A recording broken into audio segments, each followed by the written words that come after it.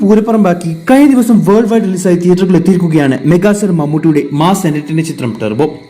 ഇന്ത്യക്ക് പുറമെ 65-ൽ പരം വിദേശ രാജ്യങ്ങളിലും റിലീസ് ചെയ്ത ചിത്രത്തിന് ഗംഭീര പ്രേക്ഷക നിരൂപക അഭിപ്രായങ്ങളാണ് മാസ് ആക്ഷൻ സിനിമ പ്രേമികളിൽ നിന്നും ലഭിച്ചിരിക്കുന്നത്. ഇപ്പോഴത്തെ ചിത്രം കേരള ബോക്സ് ഓഫീസിൽ പുതിയ ആദ്യ ദിന collection record സൃഷ്ടിച്ചിരിക്കുകയാണ്.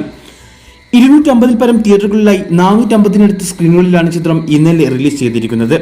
Regular ഷോകളോടൊപ്പം record extra ഷോകളും കളിച്ച ചിത്രം കേരള ബോക്സ് ഓഫീസിൽ 1800 പരം ഷോകളാണ് ഇന്നലെ ആകെ കളിച്ചിരിക്കുന്നത്.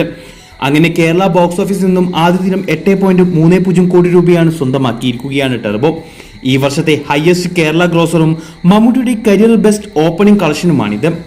ഇതോടെ KGF 2-വിന്റെ കേരള ഫസ്റ്റ് ഡേ കളക്ഷൻ തകർത്ത് 2ാം സ്ഥാനത്ത് എത്തിയിരിക്കുകയാണ് മെഗാസ്റ്റാറിന്റെ ടെർബോ.